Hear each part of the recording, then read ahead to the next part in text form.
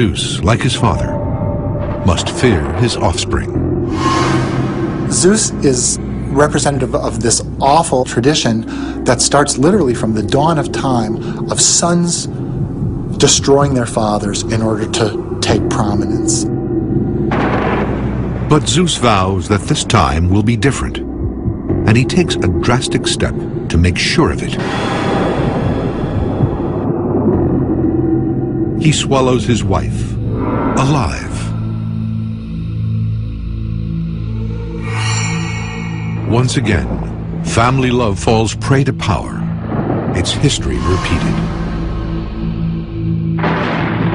But this horrifying act will make Zeus stronger and wiser. By swallowing her, Zeus internalizes metis, or cunning, and prudence all at once. She becomes a part of Zeus. In a sense, she's probably imprisoned in his stomach, but he also takes on these greater qualities of intellectual ability. This to us seems a little strange, but it's important to remember that for the Greeks, one of the places that some Greeks thought that they carried their wisdom and their ideas was actually in their stomach. So when Zeus swallows Metis, he actually takes her into the part of himself where really a lot of his best thinking was done. With Metis gone, Zeus is in need of a new wife. And like his father before him, he finds one in his own family. His sister and fellow Olympian, Hera. She's not like Zeus's earlier conquests. She's mythology's most powerful goddess. The king of the gods has met his match. Between Zeus and Hera, we actually see a relationship which is between two people who are on some level equals. So some of the conflicts between Zeus and Hera, I think we can see as the Greeks culturally working out, wow, what would it look like if you actually had two people with equal power within a relationship?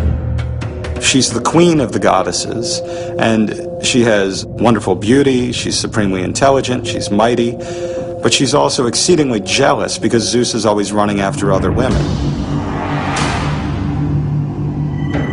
The king of the gods continues to step out with an endless string of sexual partners.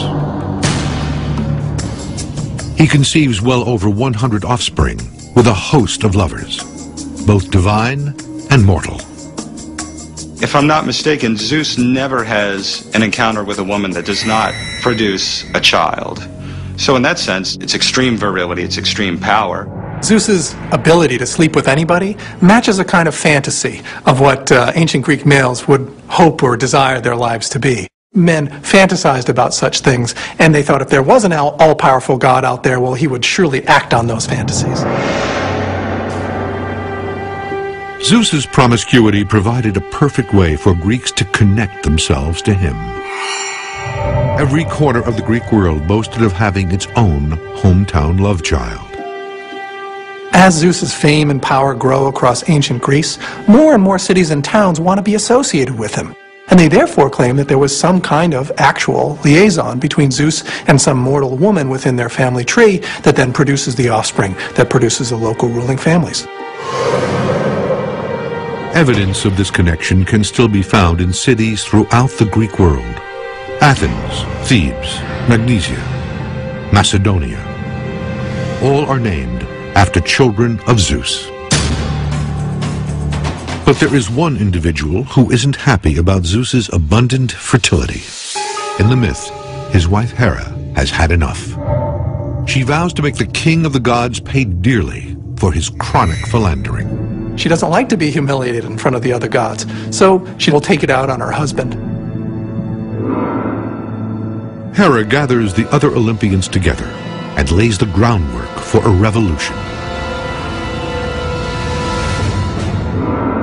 Hera actually goes to her fellow Olympian gods and says, why is Zeus in charge?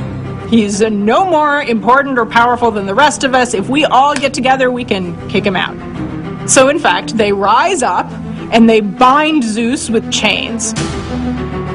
Zeus awakes from a nap to find himself tied down. prisoner in his own bed. It is the ultimate betrayal, a conspiracy carried out by the siblings he once saved. The God Revolt was the greatest threat that Zeus ever faced. There was never any sense that mortals could challenge his power, but the combined power of all of the Olympian gods really could have defeated him. This was indeed one of the most horrifying moments in Zeus's career. He was actually about to lose everything. But just when all seems lost, help comes in the form of an old ally. The 100 Handers. When they hear Zeus is in trouble, they come to his rescue, breaking his chains as the Olympians run for cover.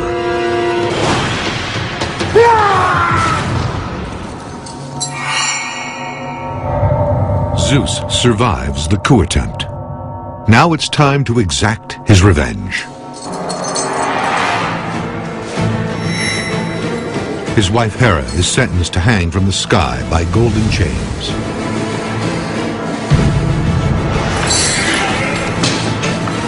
His son Apollo and brother Poseidon are condemned to hard labor. They are ordered to build one of the ancient world's most iconic monuments, the massive walls of Troy. It's another example of myth explaining the unexplainable. To the ancient Greeks, the walls of Troy seemed too strong to have been built by man, so Zeus's punishment of Apollo and Poseidon helped explain their existence. Their ruins survive to this day. In antiquity, people thought it actually had been built by the gods or some kind of divine intervention on behalf of the Trojans. In the myth, Zeus has dealt justice to those who crossed him. But it will be human beings who bear the brunt of his wrath. That wrath will arrive in the form of a massive flood, one that may even be linked to the biblical story of Noah.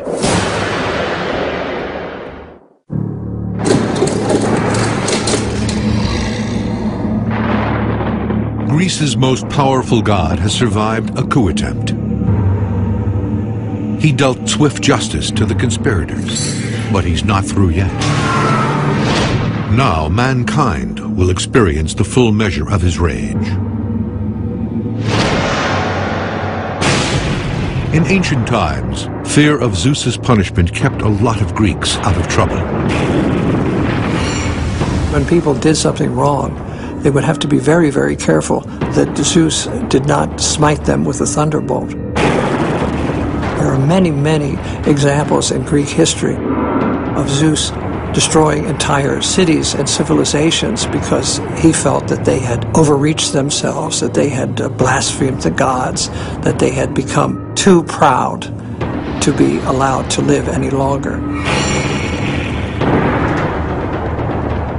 The Greek author Hesiod wrote that without the fear of Zeus's wrath, humans would live like beasts, and the weak would be in the hands of the strong. Zeus is the order bringer. Zeus is the bringer of justice and the bringer of civilization.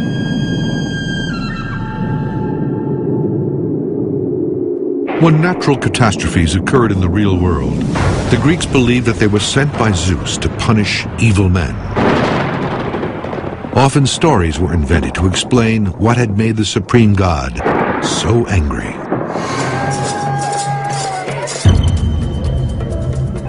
According to the myth, Zeus's most frightening moment of wrath comes after he sees humans engaging in cannibalism. Cannibalism was as important as it was in ancient Greek religion because they considered it to be so heinous. In fact, identification of eating human flesh is something that you would attribute to wolves or to dogs, but hardly to human beings. Zeus is no stranger to cannibalism. His own father Cronus once swallowed all of Zeus's siblings. When he is confronted with the sight of mortals doing the same thing, he becomes enraged and vows to destroy the human race with a catastrophic flood.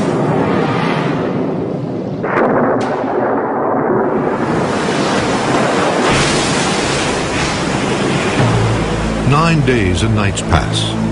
The rain is relentless, and the earth slowly drowns. The waters reach the peak of Mount Parnassus, which stands over 8,000 feet high. In all corners of the earth, the human race perishes. When the rain stops, only 2 mortals are still alive. Incredibly, they have survived the storm by building an ark. A raging flood, an ark, and only 2 surviving humans. The parallels with the Old Testament are striking. It could be the biblical flood of Noah. It could be Zeus's deluge. It could be similar sorts of giant watery disasters that we see figuring in a wide number of different cultures around the world.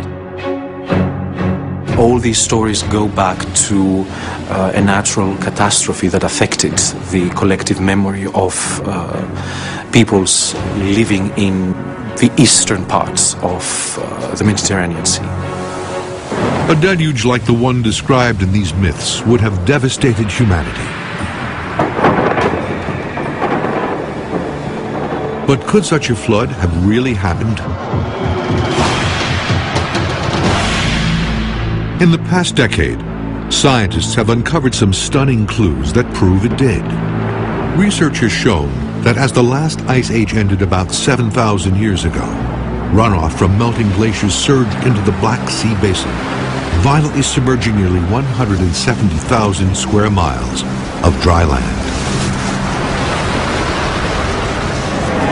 For these people, their entire world was flooding, and it surely must have seemed like they had angered the gods to have brought down this kind of disaster upon themselves. Could this be the real-life disaster that spawned the story of Zeus's flood?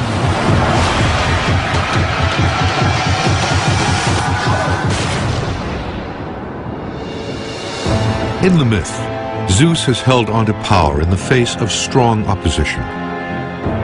But there is one more challenger he didn't count on. Jesus Christ. In the 1st century AD, his message would take the world by storm and dethrone Greece's dominant god. When Christianity came and promised salvation in the afterlife, so gave people something to believe in, something that could happen to them after their death, Christianity found many followers. Zeus's stranglehold on humankind faltered as this new religion spread across the Mediterranean world. Ultimately, the same civilization that worshipped him would reject him.